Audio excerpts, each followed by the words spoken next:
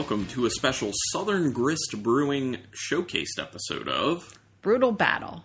This is a brewery that we've had no beers from. No. Ever. We had a really awesome opportunity because of how we're able to obtain this. Basically because we are part of the Reserve Society through the brewery out of Placentia, California. They have a location in D.C., and they've been doing these things where it's like a pop-up can release or bottle release for other breweries to kind of get them into that market. And I don't know if they get a cut of those sales or what, but as a society member, we don't get any sort of special discount or anything, but we do get the opportunity to have early access online to purchase the beers to make sure that if, you know, it's pretty limited, we can actually get some before the general public. So we do like that service. So when we saw Southern Grist pop up, I've heard good things about their sour beers, and actually 3 of the beers that we're going to try on this one are sour. Oh, cat's leaving. Bye, Chloe. So I was like, let's give it a shot. Yeah. You know, this is a perfect opportunity to do a showcase episode. So obviously we're going to talk about them. But real quick, I do want to say on a podcasting note, we were contacted by a listener, Peter Martins, who said that he's been listening to the podcast for over a year now, been enjoying it. Thank you, Peter.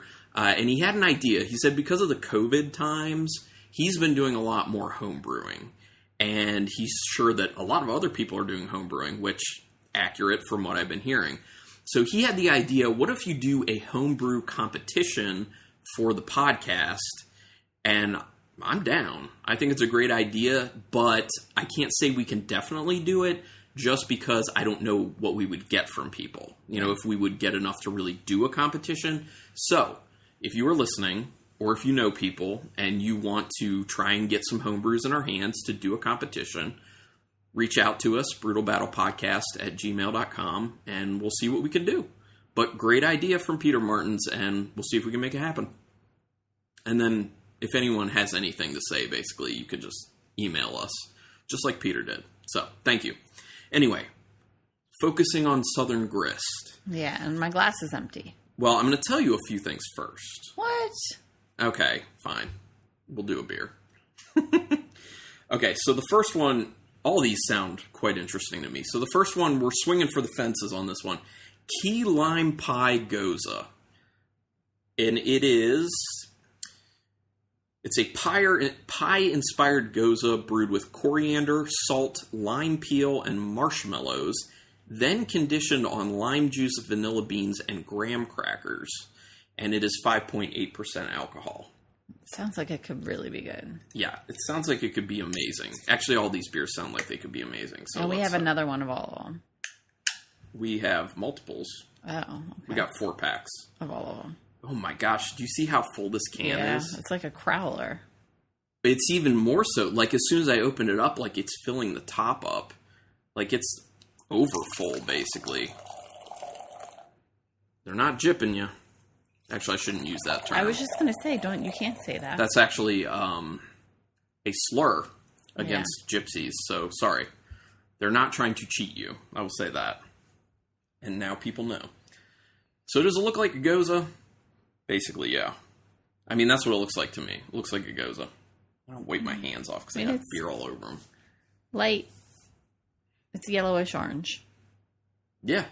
And you can't see through it. And there's a little bit of head on the top. It's very, very fine bubbles, which you end up getting a lot of the times with sour beers.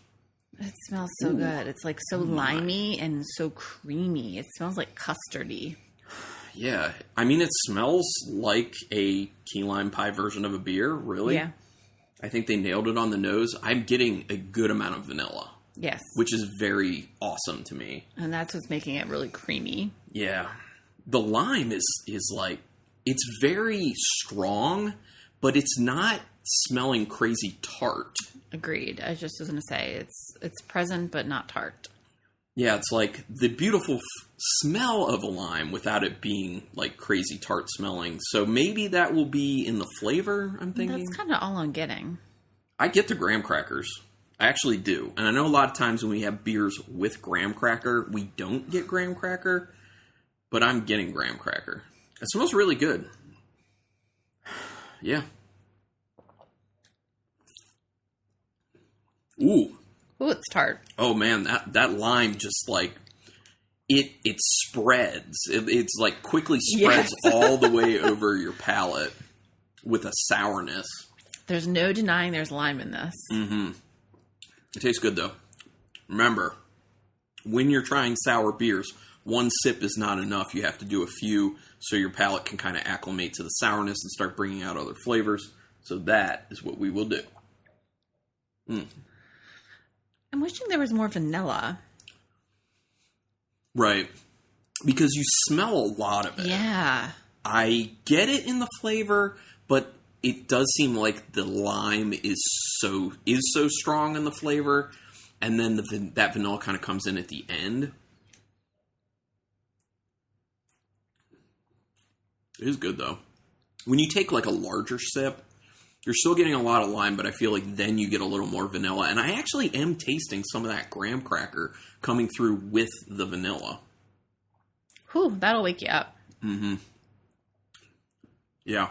Give me a little more. Although I wouldn't recommend drinking this for, like, breakfast or anything. Okay, Even if you want to wake up, like Rebecca's saying. This is definitely not one of those more approachable sours that we end up getting a lot of the time. This is one of those you have to like sours to be into this beer. That said, I dig it. I like it. It's just okay. I see where some people, like Rebecca, would want a lot more vanilla, would want a lot more of that graham cracker, especially to kind of bring down the sourness of the beer. But like I was saying, this is more for people who are into sour beers. Yeah. And I like it. It's good. But I also would not complain if there was more perception of vanilla and or graham cracker either. So, but yeah. Good beer. Okay, so where is Southern Grist Brewing located? Probably in the South, you would say. Yes. Nashville, Tennessee. Now, this brewery was established in 2016. Well, that's when they opened up. And it was started by three friends who actually met through work, through their jobs. Kevin Antoon, who's the numbers guy. Jamie Lee, who's the process guy. And Jared Welsh, who's the brewer. Now, Antoon is from Illinois, Lee is from Michigan, and Welsh is from Ohio. Which is interesting because they're all... Yeah. Those states are all, like, right there. But these guys didn't know each other until they started working together. So they actually, the physical location, they partnered with 312 Pizza Company for their tap room, so that's what food they have there. And they opened the brewery in 2016 with 8 taps. Now, I didn't find anything saying that they've expanded on the taps or anything, but it's possible that they have at this point. So, yeah. So... Let's go to the next beer, then. There's not a crazy amount of information on this brewery just because they're, not super old. They don't have a insanely interesting storied past. Okay. Although they do have an interesting story of how everyone met and everything. But, like I was saying at work. But, yeah, so we're going to move kind of quick. Okay. What's the next one? So the next one is called Gradient Love. And this is to break up the sours. Yeah. This is a New England oated double IPA hopped with Vic Secret, El Dorado, and Galaxy hops. Those are all very awesome hops. By the way, their can art looks cool. It's all about the colors. They use awesome colors. And with this one, the Gradient Love, it's really cool because it's kind of like greenish on the bottom and transitions to like a yellow and then to like... an orange and then like a pink to the top. It's really cool. It's a gradient. Oh, did you say what the ABV was? I did not. 7.9. Okay. So, okay, this one is very full, but not as full as the key lime pie. Pour you first. Okay. Gotta remember that. Oh my gosh! As I'm pouring it, I can tell. It looks like a hazy IPA. Well, sorry, hazy double IPA. Yeah. So it's. Oh man, it smells good. Well, I mean, the hops in that. Come on, it's got to smell good. I mean, what was it again? El Dorado, Vic Secret, and Galaxy. I mean, yeah. Those are amazingly aromatic hops, and usually very tasty ones.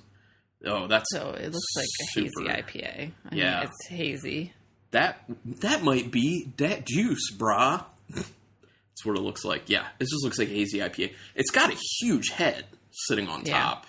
It's very soft looking, and yeah. This smells really creamy. Ooh. Oh my gosh, that smells really awesome, too. Doesn't it smell creamy? It does. It smells like it has vanilla in it. It does. And I don't think that's residuals from the key lime pie goza either. Woo. That smells really awesome. It smells like a creamsicle. Yeah. 100%. Yeah, you hit it. Exactly. It smells exactly like a creamsicle. I love it. It smells so good. And it's more on the sweet side than it is on the fruity smelling side. Like it's got a very definite kind of sugary note on the nose. Candied. But it also smells soft. It also smells very kind of lupulin driven. Like that nice hoppiness. But I agree with you that I feel like I'm getting some sort of like vanilla-y thing. There's a decent bitterness on this. Oh. Which I didn't really smell that. No, I didn't either. And I wasn't anticipating it. No, so that's kind of surprising. This is very surprising. But it has a nice creamy mouthfeel, which I really like. It's very full bodied. Yeah. I like it. You know, for almost 8%, I think this is actually pretty well done for a hazy IPA because a lot of the times I know I complain about the fact that this style doesn't seem like it's really meant to stand up to higher ABVs or being like a double or a triple or whatever. But the way this is executed, it's not bad. Like it hasn't gone too astringent in trying to reach a higher ABV, which I feel like happens a lot with these types of beers. It's like, I feel like I want to like chew it. Yeah, it definitely has like a mouthfeel where it's almost chewy-ish. There is a decent bit. I mean, that bitterness hangs around too. Yeah. I'm pretty surprised by that. I like it. Does it taste like a creamsicle to you? I mean, I'm getting like some of the citrus and like the orange. Yeah, definitely. But I'm not getting any of the vanilla that I was getting in the nose. I mean, it's just a pretty nice hazy double IPA that has more bitterness than you would assume from a hazy. Very, very much driven by those particular hops, which you would have, you'd assume that's the case. Good beer. Good follow-up. I'm even more excited for the last two, though, I will say. All right, so getting into more information.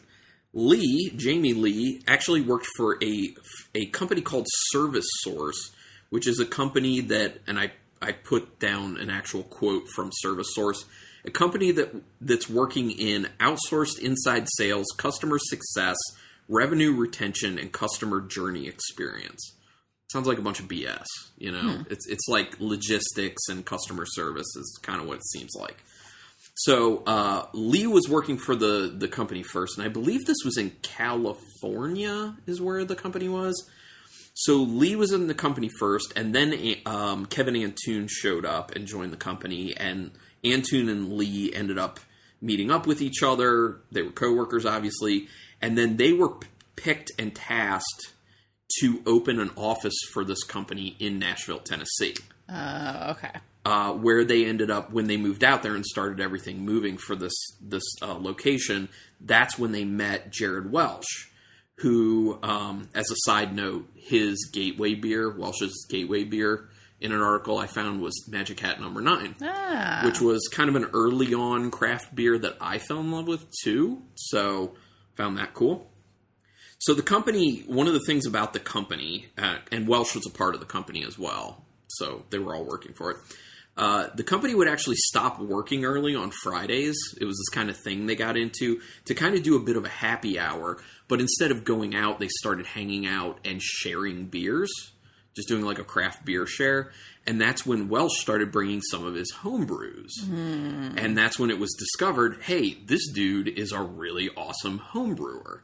So then that kind of got the wheels turning with, and then we'll move on to the next beer. Like I did that cliffhanger. Yeah, like what's going to happen? Well, we know what happens. I'm kidding. It's not very cliffhangery. It's just,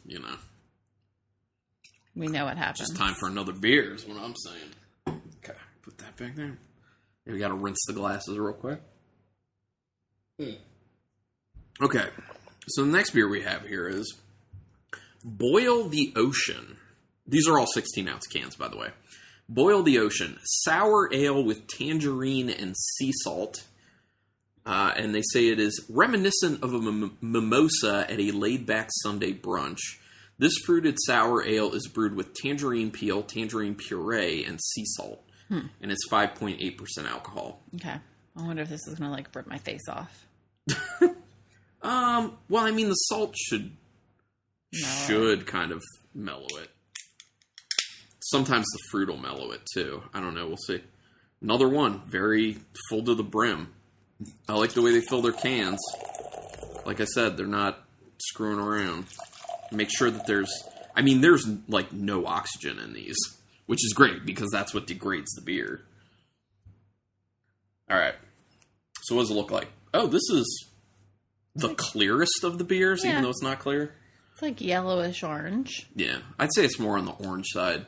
There's a decent head with very small bubbles on the top. It is so tangerine-y. Oh. Wow. Yeah.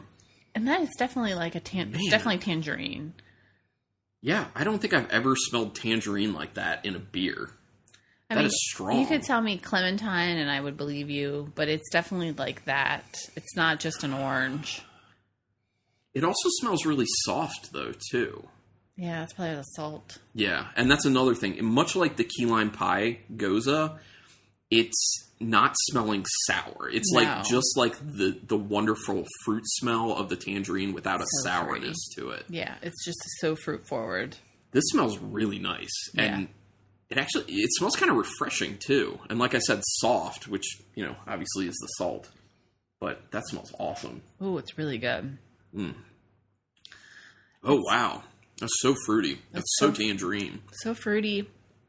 I'm getting the salt. I'm getting a little Naked Cheerio on the finish. It's tart, but not as much. I think that lime is lime's tart to begin with, and then in the beer it's just really. But I see what they're saying when they say kind of like a mimosa, because it is very much like that, like tangerine juice with Prosecco added to it, because it's got that kind of, dry, vibrant Prosecco aspect to it. And it's got a finish that you like. I said Naked Cheerio. Yeah. Yeah. It's very soft, though, too.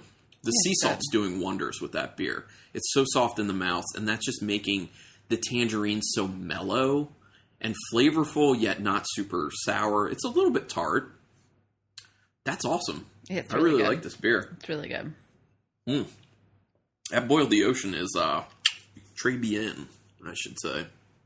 All right. So in 2014, the guys, Antoon, Lee, and Welsh, started building a business plan because they decided, hey, opening a brewery is something we could definitely do. This would be a good idea. They ended up actually setting financial goals for the company to be very, very smart. So it sounds like it's one of these instances where they started very early in trying to build a business plan, set up, we want to be here at this point and here at this point, and setting these financial goals. Super smart, so that, if you're on pace or not, and if you need to make adjustments. So they're very smart with the way they approached it. They worked on getting all this going while they were working their normal job. And at a certain point, they decided, okay, we're close to getting there, so now Welsh should quit. Because since he's the brewer, he's the one who should quit the job first. Throw him to the wolves. Well, no, just because, if you're going to open a brewery, you got to have beer first. Yeah. So he needed to get in there and really start things moving with actually brewing beer and everything. So then when they ended up opening, they sold 100,000 beers in their first 6 months being open. So that's awesome. I don't have anything to compare it to. Yeah, I was like, is that a lot? I don't know. I don't have anything to compare it to, but it sounds impressive. Does it not? Sure. That's a lot of beer. Plans, they actually they have plans at the moment. I don't know if this still holds true now, but from the article I found, they have plans to try and ship beer to South Korea at some point. What? Because Jing Lee has some ties to South Korea, and apparently they say that it's kind of a burgeoning craft beer market at this point, so they kind of like to get their foot in there and send some beer over. And the last thing I have to say about them before we do another beer and then talk about some of their beers that sound interesting, their old boss, Grant Clark, is their biggest fan. Aww. He's such a big fan that he shows up for all the can releases. He goes there all the time. And he's a guy who's very proud of where those guys have been and where they've gone. And I think that's a really cool thing. That's cool. That's a feel-good story. Right. Because the other thing is there are times where you have people leaving on bad terms, and it's like, oh, we're going to start a brewery, and your old employer's like, you're leaving me high and dry, F you, basically. Right. But this is an instance of him just being like, look, I get it. You know, you guys are chasing a dream, and that's awesome. And I'm not only that, I'm going to support you. So, super cool. Our last beer, which I am crazy excited for. Sounds interesting. It's called Hill. And it is double fruited marshmallow, passion fruit, dragon fruit, papaya. They do a few versions of this Hill. So I think I'll tell you about one of them in the beers list. So it's a fruited lactose sour ale brewed with marshmallows and then double the amount of passion fruit, dragon fruit, and papaya puree. Sorry, I don't think I gave you water for rinsing. Yeah, so keep cold, drink fresh, and before it's over the hill, and it's 5.6%. Oh, and that's the other thing to point out is these cans have stayed cold. We got them cold. We got them into the fridge immediately until we got them out and let them warm up, about 30 minutes before doing the episode. So they've been cold. They've been well preserved, and they were canned in the end of June. And when we were recording, it is the very beginning of August 2nd. So super fresh. You just looked at me perplexed. Yeah, it's August 2nd. I know. I was like, is it really August 2nd? I'm sorry, you did say the ABV? Yeah, 5.6. Got it. Awesome. I'm very excited. How excited are you for this? I'm really excited. I really hope it doesn't disappoint. Ooh, I already see a nice color. I saw a nice color that splashed on the table. Looks pretty. It's like nice and like pink. Yeah, it is. Oh man, it's got like a nice pink head to it too. That's super cool. So this reminds me of like a Cosmopolitan. If we're, going on inspired type things like the other beers. Oh yeah, that's got a cool like light pink head. I like that. Yeah, and it's like reddish pinkish. It's such a fun color. I love when beers are this color. It's almost a little bit like beet water flavor look. Yeah. Interesting. Whoa. Lots of dragon fruit. Holy crap, that nose is crazy. It smells like High C. High Chew? No. Oh, High C, the drink? The drink. The like fruit punch. Because here's the thing. I started thinking about the Japanese candy that's kind of like Starburst called High Chew or like Laffy Taffy. It's kind of that type thing. Because they have a dragon fruit High Chew. And is that how you're able to pick out that it smells so much like dragon fruit? Yeah. Yeah, because it's like, oh my gosh. Isn't it very dragon fruity? Well, it's a lot of like red fruits coming together is what it smells like. Like I would think that maybe there's some berry in there. Yeah. It actually, not in a bad way, but it's going to sound bad, has a slight Pepto-Bismol type. No, I don't want to say that. Like a cherry soda. Okay. Well, I don't know why I said Pepto-Bismol. It's like I was thinking about the head being pink. No, it has like a cherry soda type smell. It smells a little like Faygo. I don't know if I'm familiar with that. Boom. Sorry. Strawberry Faygo. It kind of smells like strawberry Faygo. If anyone's ever had that. It's a Midwest soda. I just remember my grandmother. I'm originally from Ohio. My grandmother lived there. Whenever we would go and visit, she would have sodas. And for a stint of time, she would have Faygo, specifically strawberry Faygo. So this kind of smells a lot like strawberry Faygo. I'm getting the papaya. Yeah. Yeah. It's interesting because it smells a lot to me initially like red berries. But then when you go under that, it smells a lot like tropical stuff, like the dragon fruit, like the papaya. But it also smells creamy, which, marshmallow, maybe? It's good. It's sweet. Yeah. That's sweet. Does it say it's a sour? Yeah. It's not coming off like all that sour. No. Maybe that's in comparison to the Boil the Ocean, which actually isn't that sour either, but... Well, it has lactose. I'm not perceiving the lactose, though. Oh, I am, because it's creamy. It's very soft. It's very smooth. It's very soft. It's got a creamy note. Yeah. There's some tartness there. So, tasting it, yeah, you're right. It's very light, though. Tasting it, it kind of seems like a more sophisticated version of like a Hawaiian Punch, kind of. Like High C. Sure. Hawaiian Punch. Yeah. Beer version, not as sweet as that stuff, but yeah.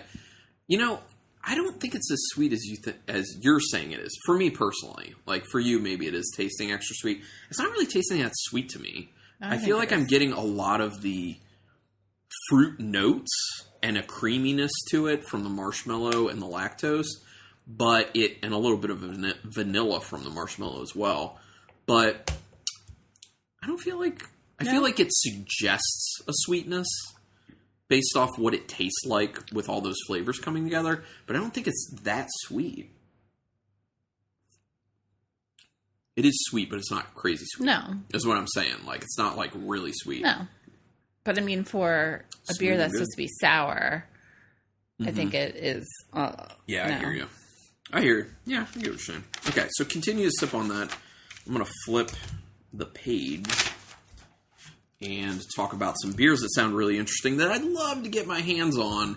And dudes from Southern Grist, if you're listening to this, if you want to, like, send us some beers and we, have them on another podcast, like, we do that. Brutal Battle Podcast@gmail.com. So, one of their beers called Southern Grits, and it's a corn lager. Oh, that's funny. Yeah, super cool name. One called Pity Fingers, which is a sweet stout with lactose and crushed Butterfingers. Oh. Yeah, I want that bad. I want that real bad. It's probably really sweet, but I still want it. I love Butterfingers, so yeah. I love Butterfingers. So then they have, this is the other version of the Hill that I put on here, Double Fruited Orange Apricot Raspberry Hill. What? So basically this beer we had, except those fruits instead. Yeah. Really cool sounding. One called Bean There, Brown That, which is a brown ale with lactose and vanilla beans. Sounds good. Yes, please. Black is Beautiful. That is their version of the Black is Beautiful recipe that's going around.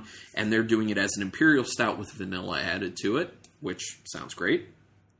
Chop It Up, which is a brown ale conditioned on toasted coconut, hazelnuts, and cacao nibs. Yeah, Rebecca's eyes got really wide. That sounds really good. Yeah, it sounds great. Imperial Lemon Pear Black Currant Hill, which is another version of that hill. Imperial Lemon Pear Black Currant. Sounds interesting. Yeah. Perpetual Composition, which is blend number 1. This is a Solera-style foeder beer, aged 7 months in French Bordeaux foeders. Sounds good. Perpetual Composition number 2, I think it is done in Pinot Noir barrels with Balaton cherry. Sounds awesome. They have a Pina Colada version of Hill. Oh, that would be good. Yeah, that would be awesome. And the last beer I wrote down is Behaviors of Benevolence, which is a sour IPA with lactose, peach puree, red pomelo puree, and vanilla beans. So yeah, sounds like they're doing some cool stuff. Oh, and by the way, this beer in particular as a sour is very approachable for people who aren't yet into sours. So when we were saying like the key lime pie goza is not super approachable for people who aren't into sours, this Hill is just an approachable beer if you're not into beer. Yeah, that's true. Because it's got that mixed drink aspect. And I mean fruity. The Boil the Ocean for that matter too. Yeah. So okay. Now it is time to rank the 4 beers that we had. I know where I'm going, I believe. Okay, go ahead. So my number 4 is going to be the Gradient Love. I still like it. It's still good, but it's my least favorite of the 4. Once again, that's the New England Oated Double IPA hopped with Vic's Secret, El Dorado, and Galaxy hops. My number 3 is the one that Rebecca's pouring more of for herself, is the Key Lime Pie Goza, which is a key lime pie inspired goza with coriander, salt, lime peel, and marshmallows, then conditioned on lime juice, vanilla beans, and graham crackers. Still good. My number 2 is The Hill. The double fruited marshmallow, passion fruit, dragon fruit, papaya Hill, which is the fruited lactose sour brewed with marshmallows and double the amount of passion fruit, dragon fruit, and papaya puree. And that means my number 1 is the Boil the Ocean, which is the sour ale with tangerine and sea salt. That's a particularly awesome beer. Good stuff. I like it. So your ranking. So my number 4 is the Key Lime Pie. Key Lime Pie Goza. Okay, got it. It's too... I thought you were going to say this. It's too limey and tart for That's me. Fine. Yeah. My number 3 is actually The Hill. Oh, okay. My number 2 is the Gradient Love. Love. And my number 1 is Boil the Ocean. It's unanimous. Yeah, the Boil the Amongst Ocean 2 is people. really good. Yeah, the Boil the Ocean is awesome. Yeah, if you had these 4 beers that you were able to get and you could only buy one of them, Boil the Ocean. Boil the Ocean all the way. Really cool. Really impressive. Okay, cool. So your thoughts on Southern Grist? They do good stuff. Yeah. For sure. They definitely do. Cool. So, once again, lots of fun. Reminder to people, if you want to try and do this homebrew competition thing, get at us, brutalbattlepodcast@gmail.com. But thanks everyone for listening. Until next time. Keep it brutal.